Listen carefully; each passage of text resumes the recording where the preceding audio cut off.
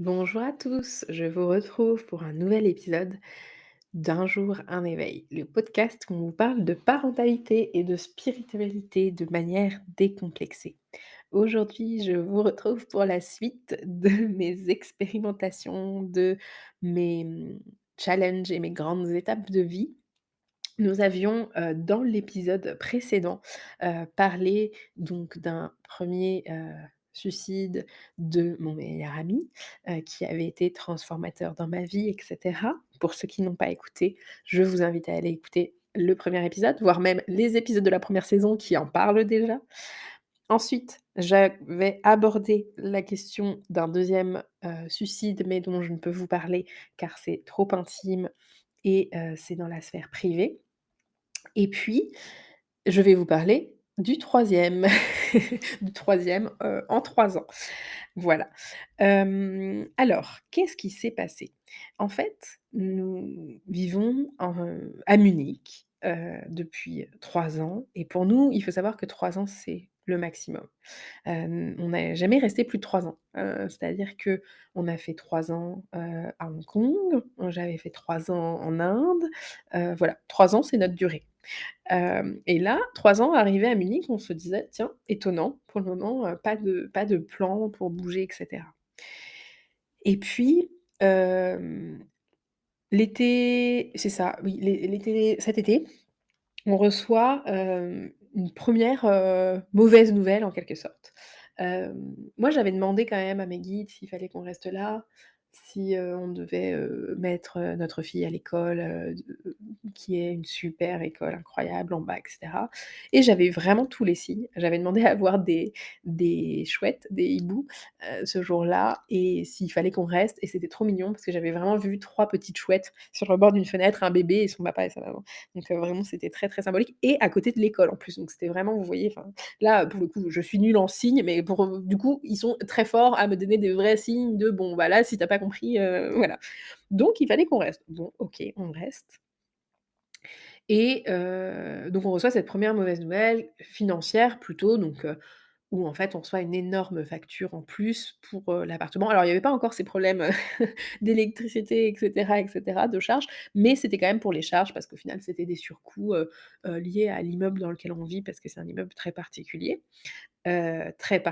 ça, on en reparlera de cet immeuble, mais voilà, c'est quand même quelque chose d'assez, étonnant et donc voilà, grosse, grosse, grosse facture, hein, qui vraiment change complètement le loyer par mois et sachant que c'est à retardement, c'était sur l'année qui venait de s'écouler donc en fait, c'était déjà, fait, enfin voilà, il y avait plus de changement. Donc là, on se pose vraiment la question de changer d'appartement puisque ça devient, hors budget complètement. Déjà que l'appartement était hors budget pour nous, il faut savoir que Munich est une des villes les plus chères, hein.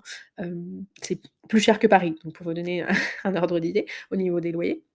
Beaucoup plus cher et surtout, en fait, il n'y a pas de logement. C'est-à-dire que c'est la crise, la pénurie du logement, donc vous ne trouvez pas d'appartement, littéralement, quoi. Enfin, c'est extrêmement compliqué pour trouver un logement. Donc même si vous avez, énormément d'argent, beh, c'est pas pour ça que vous avez un logement. Voilà et donc sachant ça, on se remet quand même à chercher, mais bien sûr, voilà, on ne trouve rien et il n'y a rien dans nos tarifs, dans tous les cas. Dans notre budget, ça n'existe pas et en fait, on se fait face à une réalité que notre budget ne correspond pas à Munich. Donc on se pose la question de partir un peu plus loin et cetera, mais au final, on se dit: «Bon, on a un petit peu de côté, de toute façon, on n'a pas prévu d'acheter, et cetera, donc bah, utilisons ce qu'on a de côté et tant pis, enfin, de toute façon, on sait que c'est pas pour, très longtemps à Munich puisqu'on se connaît, donc on va aussi, partir à un moment et puis, bah, à ce moment-là, on aura moins cher». Donc on se dit: «Bon, OK, allez, on reste là, tout le monde est bien, l'école est bien et cetera, donc on reste là». Et puis, vient quand même cette question, d'électricité et tout ça, donc en plus on se dit: «Bon, on va vraiment, payer encore plus cher» et là, il y a du coup, septembre en fait, en quelque sorte, deuxième très mauvaise nouvelle. On tape à ma porte et là, alors je ne saurais vous expliquer le comment du pourquoi c'est possible, mais il s'avère qu'au final, ça fait 2 ans qu'on est dans cet appartement, ça faisait 2 ans qu'on n'avait pas payé l'électricité de l'appartement. Alors, ne me demandez pas pourquoi. En fait, dans nos factures, dans nos trucs, on avait comme, le truc de l'électricité, mais en fait, comme tout est en allemand, on n'avait pas compris que c'était pour les parties communes, qu'on payait l'électricité et en fait, c'était tellement cher déjà qu'on s'était dit: «Bah oui, c'est bon, c'est pour l'appartement». Quand on a 300 € de charges, bien sûr qu'on se dit, «Bah oui, c'est pour l'appartement» et que c'est marqué électricité surtout. Et en fait, surtout, on avait l'électricité à la maison, donc en fait, puis la propriétaire nous a jamais rien dit. Enfin voilà, il y avait pas ce truc, nous, c'était marqué toute charge incluse, dans les, 300 € qu'il y avait en plus du loyer. Enfin donc pour nous, c'était clair, on avait l'électricité, c'était marqué électricité de charge et cetera, donc on avait les voilà. Sauf que le monsieur en face de moi me dit: «Ça fait 2 ans que vous avez pas payé l'électricité, il va falloir payer, sinon je vous le coupe aujourd'hui». Et là, je dis: «Mais comment ça? Enfin, comment ça? On n'a pas payé notre électricité?» «Bien sûr que oui, monsieur». Et donc là, je lui montre, il m'explique. Heureusement, un monsieur très, très, très gentil qui me dit: «Bon écoutez, là je vois bien» en plus j'avais les copains de ma fille à la maison avec la morve au nez et tout ça, enfin ça faisait vraiment, le la foire. Donc je pense qu'il a eu pitié avec tous les gamins, les bébés qui pleuraient partout. Donc il m'a dit: «Bon, je vais pas vous couper l'électricité aujourd'hui, mais par contre, il faut régulariser, la situation». Je dis: «Bah oui, bien évidemment». Sauf que bon, 2 ans d'électricité, vous vous doutez, dans un appart qui n'est enfin voilà, qui est un puits sans fond, dans un immeuble énorme. Donc là, on savait que ça allait être extraordinairement cher. Donc là, ça devenait plus gérable. On s'est dit: «Oh là, il y a un vrai problème là» et puis, en fait, je comprends pas toujours les signes, hein, encore une fois, hein, c'est toujours ce truc. Moi, on peut m'envoyer, toute la famille, tout le machin, je comprends pas, je comprends pas. Je dis: «OK», je parle quand même un peu avec le gardien des lieux, donc qui est normalement, en tout cas, l'énergie de notre appartement. Je lui dis: «OK, qu'est-ce qui se passe?» Enfin, non, bon. Pas trop d'infos. Des choses à faire, ça oui, il y a toujours beaucoup de choses à faire de mon côté, mais en face, voilà, c'était OK. Mais là, vraiment, on se dit: «Bah, c'est plus possible, quoi». Encore une fois, on se dit: «On veut changer», encore une fois, on refait des visites, mais on recomprend que impossible, nous ne pouvons pas déménager à Munich, les tarifs ne sont pas à nos prix. Et hem et donc là, vraiment abattue, on se dit: «Écoute, c'est pas grave, toutes les économies y passent et puis tant pis». Et puis la vie, et puis là, vraiment, j'avais ce truc: «Bon, la vie peut finir demain, donc en fait, là, on va pas s'embêter, quoi». C'est pas du tout on n'est pourtant pas dépensiers, enfin, on dépense rien, enfin, on est vraiment, voilà, mais juste, bah, voilà, quand c'est trop cher, c'est trop cher. Et puis vient, là, on s'était dit: «OK, on arrête de parler de ce truc d'appart, on arrête de se stresser».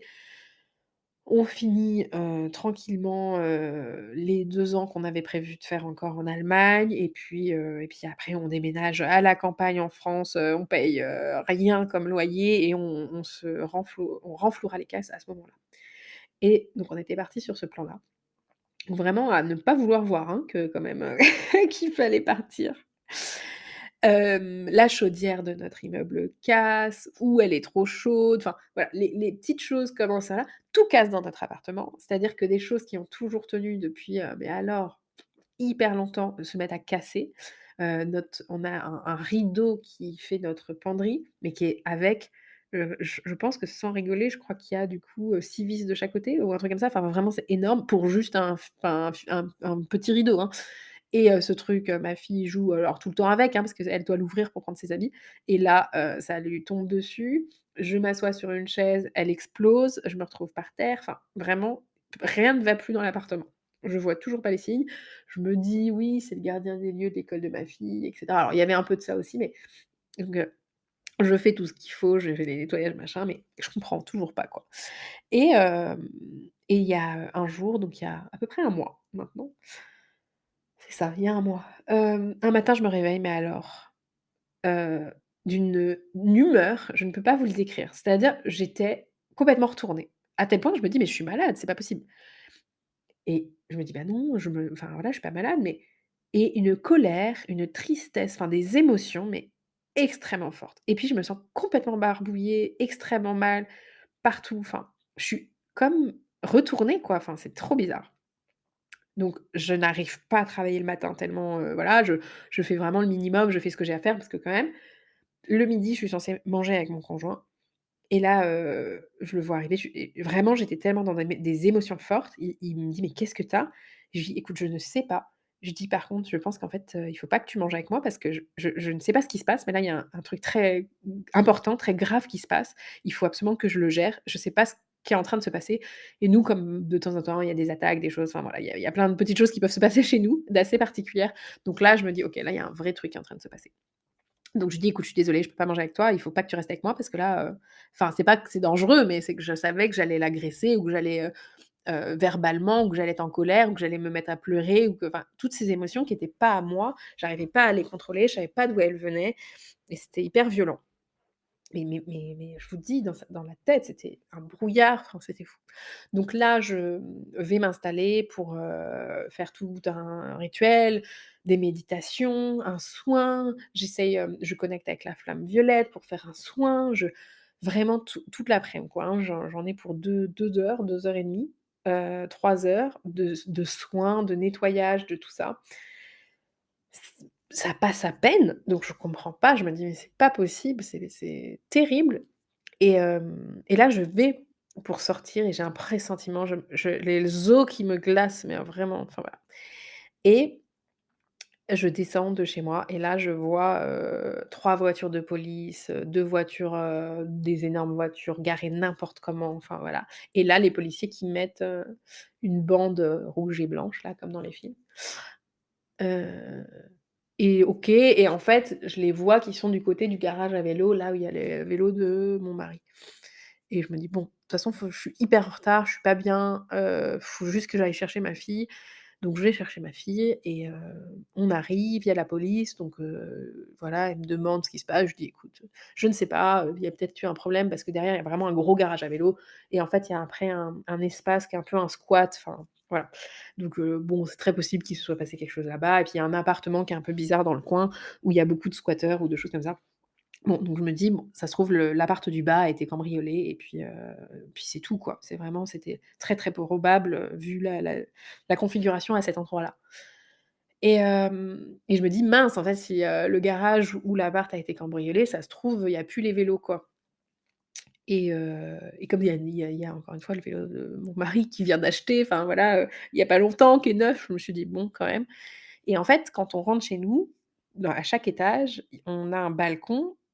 Pour rentrer chez nous, en fait, on repasse par dehors. C'est assez bizarre, mais bon, on passe sur un grand balcon qui nous permet du coup d'avoir la vue sur tout l'appartement, et le parking et après on rentre chez nous.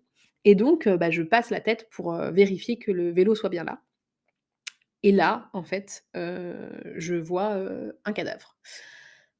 Et donc je vois qu'une chose, c'est que la personne est jeune, ça c'est sûr, et qu'elle n'a pas de t-shirt. Donc ça me glace le sang, bien évidemment.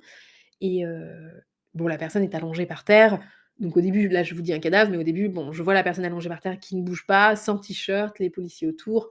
Je me dis soit ça a été une bagarre, et cetera et cetera. Bon, au final, je comprends vite quand même, que ça a l'air en tout cas d'être quelqu'un qui est mort. Et donc je rentre vite, à l'intérieur, je garde ma contenance puisque ma fille est là, vive la télé encore une fois, je mets ma fille devant la télé alors que normalement on fait jamais ça, mais là il fallait absolument que je gère les choses. Donc je lui dis: «Ah bah, on va regarder un petit épisode». «Ah bon? Bah, comment ça? Mais pourquoi?» Donc voilà, je la mets dans le salon et là je vais voir, mon conjoint qui est dans le bureau, dans notre, appart et je lui dis: «Il faut absolument que tu écrives à tous les voisins pour leur dire de ne surtout pas regarder parce que vraiment, enfin, je vous dis, on passe tous dessus, enfin, pour rentrer chez nous, quoi et à chaque étage. Donc nous, on est au 7e, donc c'est pas si haut et on voyait déjà tout. Enfin, de toute façon, à chaque étage, on aurait vu, quoi et donc je lui dis: «Il faut surtout» on a un groupe, entre les voisins, je lui dis: «Écris aux voisins pour surtout leur dire, de ne pas regarder en bas» et donc il écrit un message et il me dit: «Mais tu es sûre qu'il est mort? Franchement, enfin, voilà, ça se trouve, il est pas mort et puis, je vais mettre ça sur le groupe et puis après machin et cetera». Donc je m'agace un peu parce que je me dis: «Bah, j'en sais rien, écoute, il bouge pas, il a pas de t-shirt, c'est trop bizarre», enfin et donc par énervement de voilà, j'y retourne et je regarde mais vraiment très, très rapidement, quoi. Bon, très mauvaise idée, bien sûr, de ma part, puisque là, ils en étaient à l'étape où ils l'avaient complètement déshabillé, retourné et donc là, en fait, on voyait exactement ce qui s'était passé, puisque du coup, voilà, il était complètement écrasé. Le cerveau est très bien ou mal fait, je ne sais pas, mais en tout cas, les vous savez, c'est comme dans ces films où ils nous mettent des images subliminales qu'on voit pas à peine et qu'on peut pas voir, en fait, parce que ça va trop vite, mais qu'on voit quand même. Bah, là, c'est ça, hein. J'ai regardé, je pense, un quart de seconde, mais mon cerveau a fait une photo et la photo était là, quoi, dans ma tête. Donc je retourne à l'intérieur, je dis: «C'est bon, c'est validé», et puis surtout, là, il faut vraiment pas regarder. Donc heureusement, on en voit parce qu'en plus, il y avait des parents qui rentraient avec les enfants et cetera. Puis en fait, c'est vraiment là où il y a les bon, même si la police avait mis, une barrière, enfin, je veux dire, visuellement, c'est visible, quoi. Donc on prévient et cetera. Au final, on est tous, complètement bouleversés. Enfin, on pense que c'est un voisin, qui a sauté. Nous, on est dans une grande tour et il y a 14 étages. Donc c'est la plus haute tour du quartier, et même une des plus hautes tours de Munich parce qu'en fait, à Munich, on n'a pas le droit de construire en hauteur. Donc bien sûr, voilà, voilà, 14 étages, c'est, extrêmement haut. Et voilà, beaucoup de questions, beaucoup de choses. Moi, je me pose des questions puisque c'est une semaine où j'ai, énergétiquement fait beaucoup de choses, où j'ai été connectée à beaucoup de choses, extrêmement noires, extrêmement voilà, ce qui du coup, je me dis: «Est-ce que j'ai pas, fait quelque chose de mal?» et cetera. Bien évidemment, mon cerveau cherche une raison rationnelle à tout ça. Heu, J'avais redemandé une protection, et des murs d'invisibilité et que personne de mal intentionné puisse rentrer dans le bâtiment ou vivre dans le bâtiment. Donc je me dis: «Oh là là, mais c'est à cause de ça» et cetera. Enfin bon, je pars dans mes supputations de choses. Au final, bien sûr, hein, très vite, je reprends les esprits. Je me dis: «Non, bien sûr que non». Enfin voilà, chaque chose, est à sa place et voilà, tout est juste. Mais c'est vrai que sur le moment, d'une violence et alors surtout, là, je suis d'une colère, en fait, contre mes guides, contre, tout le monde là-haut et je suis mais extrêmement énervée. C'est-à-dire que là, je leur hurle dessus en leur disant: «Mais pourquoi, en fait? Franchement, vous êtes horribles. Heu, Pourquoi vous me faites vivre ça à répétition? La dernière fois, c'est bon, on a passé l'épreuve, là, faut arrêter, en fait. Je ne peux plus avoir de suicide autour de moi, c'est enfin, c'est insupportable». Et vraiment une colère, quoi, une colère de: «Pourquoi? Pourquoi est-ce que vous me, remettez ça devant les yeux de cette manière-là, encore plus violent?» Et puis là, avec le visuel et puis un jeune qui bien sûr, enfin voilà, avait des enfin bon, il y avait plein de choses et donc vraiment je me dis: «Mais je comprends pas le message là. Je vois pas» et là vraiment encore une fois à leur dire: «Franchement j'en ai marre, vous me saoulez, je comprends pas, j'ai plus envie en fait». Enfin vraiment j'ai plus envie, et donc là, je suis rentrée dans une colère où je pense la semaine d'après, j'ai voulu tout arrêter. J'ai voulu arrêter, j'en voulais à la terre entière et je ne voulais plus aider les gens, je ne voulais plus faire ces séances, ou de soins ou de trucs, tout m'énervait, tout m'exaspérait et j'en étais à supprimer vraiment, tout, hein, enfin mon site internet, mon Instagram et à me dire: «Mais démerdez-vous, je ne veux plus toucher à ça, je ne veux plus que ça ait d'effet sur ma famille, sur moi, j'en ai marre». Je ferme la porte, quoi. Encore une fois, à chaque fois je fais la même chose, un suicide, je ferme la porte. Et donc voilà et au final, je suis dans un tel trouble, je dors plus bien évidemment puisque le soir, dès que je ferme les yeux, je n'ai que cette vision en boucle. Hem, je suis très perturbée sur plein de choses, bien évidemment, ça fait remonter les souvenirs du suicide de Théo et puis de la deuxième tentative de suicide. Voilà, il y a plein de choses qui remontent. Donc bien sûr, hein, moi je suis suivie, par, des thérapeutes aussi, hein. J'espère en tout cas, chaque bon thérapeute, doit continuer aussi à son propre développement et ses propres, son propre cheminement. Donc moi, bien évidemment, je suis suivie, très régulièrement. Donc je fais plusieurs séances avec ma thérapeute.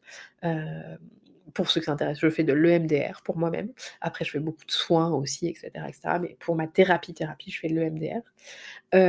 Et puis du coup, je fais appel à mes collègues qui sont en hypnose transpersonnelle et en soins et notamment une collègue, que j'adore qui est plus même une amie qu'une collègue et où je lui dis: «Là, il y a un truc». Et donc là, elle m'offre de me faire un soin et puis de faire un soin après avec une autre amie. Donc j'accepte. Alors c'est même pas elle m'offre de faire un soin avec, cette autre, amie, collègue, c'est qu'en fait je lui dis: «J'ai l'impression qu'il faudrait que vous soyez 2 et que tu sois avec elle, mais je ne peux pas lui écrire». Enfin il y avait un truc comme si je pouvais pas la, contacter. Enfin, c'était très particulier. Comme si on me bloquait, en fait, en quelque sorte. Mais je savais que j'avais besoin de son énergie. C'est quelqu'un qui m'avait déjà fait des soins auparavant et dont je connaissais la puissance et l et à quel point elle était dans l'amour et dans la lumière et j'avais besoin de ça. Voilà. Donc le premier soin se passe au bout de la fin du premier soin. Alors ma colère là, était mais décuplée. C'est-à-dire que je me suis jamais vue comme ça. J'avais, vraiment des envies de meurtre, de taper, j'étais, dans une colère, une rage envers la vie, envers tout. Alors très étonnamment, du coup, j'étais par contre dans un amour pour ma famille, pour mon conjoint, pour ma fille et d'une douceur avec eux, comme rarement. Enfin, mais pour de vrai, enfin, c'était pas pour de faux quoi. Avec eux, justement, je me sentais bien, en sécurité, j'étais vraiment bien et voilà le soin et c'était normal, fallait que cette, rage et cette colère sortent et puis que je libère plein de choses.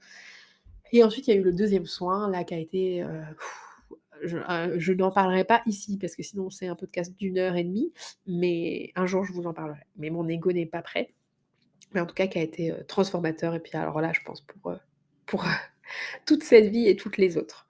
J'ai reconnecté avec des choses, extraordinaires, avec une magie, profonde en moi, mais et ouais, enfin c'est magnifique. C'est sans il n'y a pas de mots, à mettre sur ce qui s'est passé lors de ce soin.